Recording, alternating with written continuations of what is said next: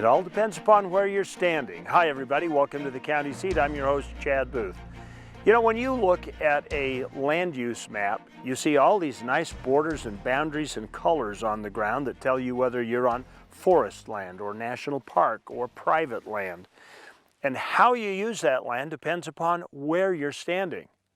But those lines in reality don't show up when you're on the ground. As an example, I could be on one boundary right now that would be governed by either private land or rules set by, say, the BLM. I take 3 steps that way and I cross into a boundary like SITLA land and the entire purpose of the land changes. That's what our show is about today, to clarify that issue. And we're going to start by crossing that line. So we will begin our conversation today on location, as always, on state institutional trust lands south of Lake Mountain near Utah Lake. Joining us for our first part of the conversation is the head of the Surface Division of the School Institutional Trust Lands, Michelle McConkey. Michelle, thanks for taking some time with us today. Thank you. I would like to talk a little bit and just remind people why SITLA land is a different kind of public land, not like other multiple use lands. Well, first of all, I would start out, we don't actually consider SITLA public land. It's actually not the same as Bureau of Land Management or other federal lands, which are open to the public. BLM has a multiple use mandate. SITLA's mandate is very different. Our purpose is to make money for our beneficiaries. We have multiple beneficiaries, but our primary beneficiary are the school kids of the state of Utah. So really, the public doesn't own school trust lands. The school kids of the state of Utah or the other beneficiaries own school trust lands. And our mandate is to make money for them to help support their goals. So how does that affect the usual decision making? I mean, BLM will try and look at putting multiple things together, and they'll have grazing as part of it, and they'll also have oil and gas development and recreation, all these things together. And always with an eye, supposedly in theory, towards balance. How does that affect your decision-making process to know that you're mandated for getting the most out of the piece of property that you can? We always, when we're deciding a use for a property, we're always looking at the highest and best use. So the use that can bring the most revenue to the beneficiary is what we pursue. So, for example, we do the same things that you talked about. We do oil and gas leasing, we do grazing, we do all of that, but we have to look at what is going to bring in the most revenue and it's going to help the beneficiaries the most. So for us, that's always the most important thing. What's in the best interest of the beneficiaries? What's going to give the most to the beneficiaries? And our lands are open for public use, but that is not our primary objective. Again, we're not public land. We're here. Our purpose is to make money for the beneficiaries. So in the recreation side, that's, I would assume, because I don't see any toll booths out here on any of SITLA land, that's probably the very bottom of the list as far as recreational uses, as far as the SITLA being able to generate revenue. True, it's difficult for us to create revenue off of recreational. We do occasionally lease land to different entities for those kinds of purposes, but no, we don't typically charge tolls and that sort of thing. It's that when you're doing a cost-benefit analysis, that just doesn't bring in the most money for us. It almost seems like that would be contradictory, because it seems like recreational is causing a certain unspecified degradation on land when there's a lot of use. Does that actually become a cost burden to SITLA? Yes, definitely. Our reclamation, every year we have to do reclamation project and stewardship projects, trying to undo some of the damage that's been done by undisciplined use of the lands by the public. And some people would say, well, it's not being used for anything else. Why would you need to restore it? Because you're not doing anything else with it. What would your answer be to that? Well, there are consequences to some of these uses.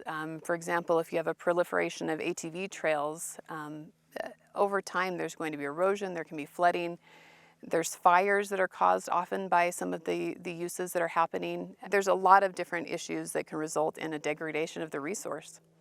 How do you guys meet to decide what to do with land? I guess that's my question. Is it is it you? Is it just your office? Do you have a board of trustees? What is that relationship? You know, do the schools and universities have a say in this? We do have a board of trustees, and they help us to make policy and help guide the direction. We also have an office in Salt Lake, and those are resource specialists and project managers who have specialized background, who know about grazing and oil and gas and all of these different uses.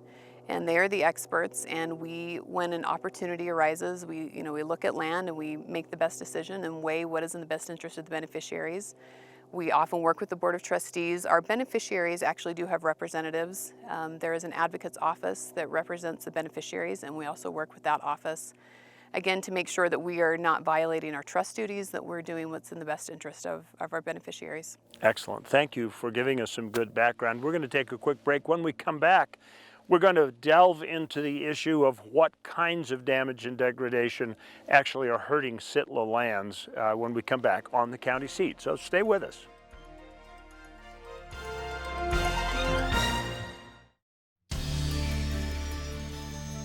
Welcome back to the county seat. We are out on school institutional trust lands today talking about some of the issues. As we touched on in our last segment, there are problems with degradation of the land, and we decided to talk to a special agent from the Attorney General's office that is over this, Ron Barton. Thank you for taking time to join us out here. Tell me a little bit about what the primary problem is with people, recreationists, using public lands, specifically SITLA lands. Well, SITLA lands are generally open for public recreation use, but oftentimes we find that people they don't regulate themselves. They look at challenges and think, I want to go up that hill. There's no road there, but I'll take my ATV up that hill and see if I can make it. And then pretty soon that little one trail that from an ATV becomes a real trail. Well, you know, you can almost kind of see that, though. You know, once somebody starts trailblazing, if this is an illegal trail, it looks like a road. Yes. And that one coming out of that pit looks like a road. And so how long does it take for how many abuses of a trail being blazed does it take until it becomes confusing for people? Well, I've been assigned to work with SITLA for 16 years. And when I first started coming out here to Lake Mountain, most of these roads didn't exist, or they just existed as foot trails, and people would gradually use them and use them and use them until they became roads. What are some of the other problems? I mean, I'm looking in this area, and from my understanding, this was recently cleared out. Yes. And yet, within a couple of weeks, there are targets out here, there are broken clay pigeons all over the hillside, and how much impact does this have on SITLA, and how do you solve the problem? Well, it's difficult to solve the problem because the legislature has basically made public lands open for target shooting. They can be closed by the state fire marshal, but one of the problems is people bring all sorts of garbage out to shoot at, and then they leave that garbage behind, whether it's just a paper target, or they'll bring washing machines out, freezers, anything that they want to get rid of that they would like to shoot at, and then leave it behind. How can you enforce that? You know, if you're a special agent, you got a badge, I see it on your belt, I see it on your shirt, you've got a sidearm and a pair of handcuffs, so I know you mean business. How do you regulate the problem? Is it even possible? Well, it's very difficult. I'm the only law enforcement officer for school trust lands, and so we have a lot of land to cover. If somebody's out shooting at something, you almost have to wait until they leave to see if they're going to leave their garbage behind. But then I do issue citations for people for illegal dumping, littering, and so forth, trespassing on school trust lands. And so we try to regulate it by some enforcement activity. Okay, so there are a lot of people out here that probably have created some kind of infraction while they're recreating on SITLA lands they didn't really intend to. They're generally pretty good people, but they just kind of look and say, oh, okay, well, I guess this is an okay purpose. What do you tell them? How can they be better stewards for SITLA lands? Well, people, I think, need to become more aware of the regulations, especially regarding OHV use. State law requires that OHVs be limited to designated trails. Well, there are not any designated trails out in this area. The main road out to this area is a county road, and so ATVs can be used on that, but none of these other trails have been designated as ATV or OHV trails. Does SITLA have any designated OHV routes in their entire portfolio? Yes. SITLA did a big project a few years ago in the LaSalle Mountains where they established trails, single track trails, OHV trails, trails wide enough for just the smaller ATVs, and then wider trails for larger ATVs. And they signed those, posted them, created barricades to limit where people could drive, and so they have done that. SITLA is in the process now of taking an inventory of all the roads and trails on Lake Mountain and determining which ones should be closed, which ones make sense, and which should be kept and maintained as OHV trails. Are there any other issues of misuse? I mean, littering, obviously. We've talked about OHV. Any other areas that are of great concern? Well, let me just mention one thing. We talked briefly about shooting, and one of the problems with shooting is a lot of fires on SITLA land have been caused by shooters and target shooting. How does that happen? Is it like a hot shell that's coming out of the gun? Is it sparks off the round? I think a lot of people use surplus ammunition, which is armor piercing, hits rocks, causes sparks, and starts it. Exploding targets are also very popular, and they cause fires. And so the couple of combinations of things that create the fire situation.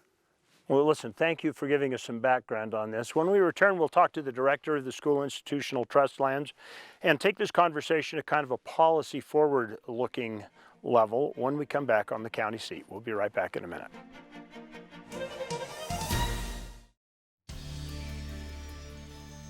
Welcome back to the county seat. We are continuing our conversation about school institutional trust lands and some of the issues that surround this unique form of land. Joining us for kind of the policy discussion on this is the director of the School Institutional Trust Lands, or SITLA, David Ure. David, thank you for taking time to join us out here. Thank you for giving us the time to explain our position. One of the elements that we haven't mentioned so far is archaeological finds, and this area at Lake Mountain, where we're at, on your land, has quite a bit of it.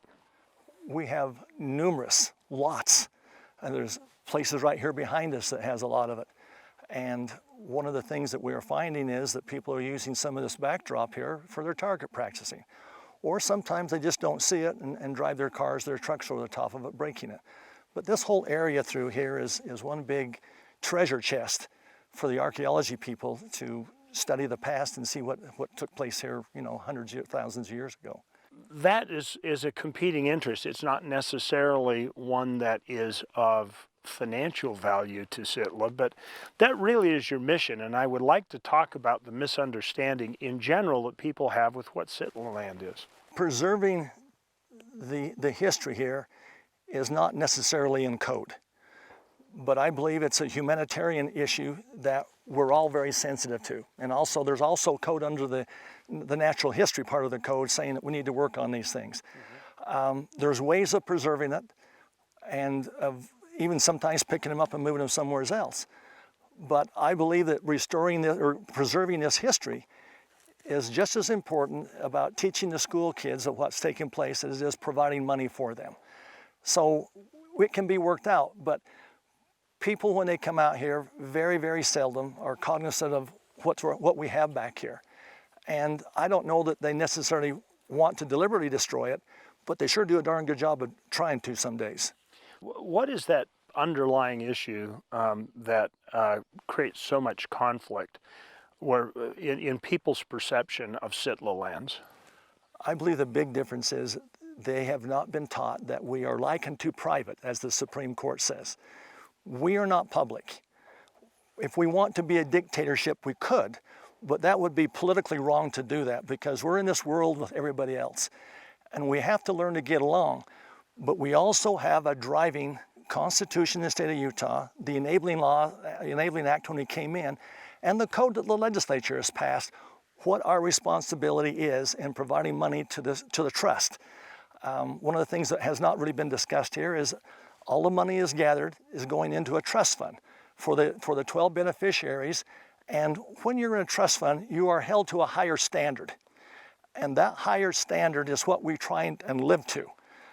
Not without saying that we offend some people sometime, but as we were talking before, you give me a county commission or you give me a city council that has goals that affect our land, and I'm betting you 99% of the time we can sit down and we work out our differences of opinion to where you're successful and we still have the opportunity of living by our rules and our code and everything else.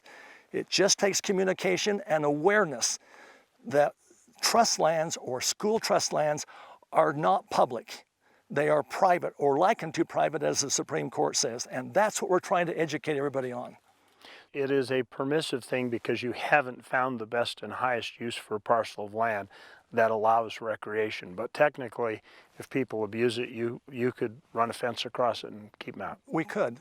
As I've made the statements, I believe even on your show a couple of weeks or months ago or whatever it was, we might physically own this ground, legally and physically, but we are losing control of our ground socially. In other words, people are just thinking, well, school kids own it. I have school kids, I want to be able to use it. That's not so. And when you get out to the Uinta Basin and we start to allow trails to come across our land, and we have people literally stand up in a planning and zoning meeting when we're going to apply for a permit for oil and gas, and they say, you can't grant that permit for oil and gas. You'll destroy our view shed as we're coming through on these bicycles. Frankly, person, I don't care. I have a fiduciary of getting the money out of for our school kids at the highest and best use of the ground. We are just trying to accommodate you. We are trying to be good neighbors to allow these bicycle paths come through there. Because for the most time, you're going to cost us money. But don't stand up and say, you're destroying my view shed because I have an oil and gas well there. How do we correct that problem? I'm thinking of the last time you and I sat together, it was at Spanish Valley. And there was an issue with the local residents regarding development that you were planning in Spanish Valley. If I might be a little ornery here today. Well, David, I expect you to be ornery on our show. We have been working on Spanish Valley for over 4 years. And again, just last week, the county commissioners down there decided to send our plan back to the Planning and Zoning Committee. 4 years. What are we to do? How are we to do it? And it's usually because 10, 15 people are taking an entitlement to our ground because they drive through our ground on the way up to another area. I say it's probably about time that the paper tiger maybe bites somebody. We have a responsibility. I'm as environmentally friendly as anybody else is. I'm a 4th generation rancher, of which we're living on the same ground that Brigham Young cursed our forefathers with in coming out there. My ground produces more crop right now. I get more hay per ton, or more tons per acre than he did then. I'm a good stewardship.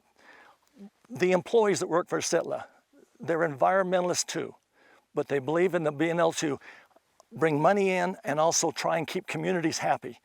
The G Hill in Gunnison Valley right now, the G Hill is on our property, and we're working with Gunnison City and the Gunnison High School to try and provide a way for them to be able to own that G Hill.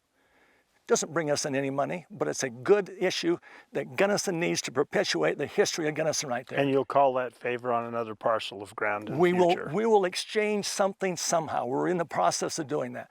Just give us a chance.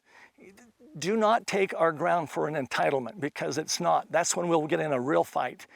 But give us the opportunity of working. Going back to Spanish Valley, that community needs affordable housing. We're providing it. Just outside of Moab, 2 or 3 miles. So help us work. Help us try and come to an understanding. That's the only thing I can ask. Give me that opportunity. Well, and you had a chance to ask, and thank you very much. We're going to take a quick break. We'll come back with final thoughts with Director Ewer on the county seat. We'll be right back.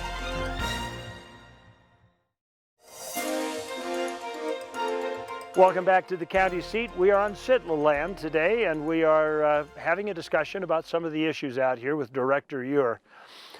You know, most people are pretty good-natured, David. You tell them something, they want to be good stewards, they want to participate. And I kind of have a sneaking suspicion that the audience of this show would prefer to do the right thing. What is the number one thing they can do to help you solve some of your issues? Let me say that I believe the audience of this show are not our troublemakers. Okay. I believe that they are the people who are trying very hard to abide by the law. But for those who are doing this type of work of shooting things up, I would just say, you're taking school kids' money. Realize that. Every time we come out and have to replace a sign or do something, you're pulling money out of that trust that we can spend somewhere else. Money that could be going for school, books, teachers, or whatever it might be. Another thing I would say is read the signs and realize that they're not there for decoration. They're there for a purpose of teaching what you should and should not be doing. This ground is highly erodible. You get a good wet snowstorm here and have the runoff and you have big deep ruts from a four-wheeler. It just causes a bigger rut. Be conscious of Mother Nature. Being a rancher and farmer, I love Mother Nature. I don't believe there's any difference between Mother Nature and God. But realize that when we're spending money somewhere else besides in the classroom, it's just taking money out of the classroom. And that's an excellent point at which to end our conversation. Thank you so much for joining us today. Thank you, as always, for tuning in here on the county seat. We appreciate our audience, and we appreciate how engaged you are at being involved in government at the local level. Remember, local government is where your life happens, so be engaged, be involved, be part of the solution. Share this on social media with your friends, and I might suggest go follow us on Facebook and YouTube. You can find everything we've ever done right there, and we'll see you next week on the county seat.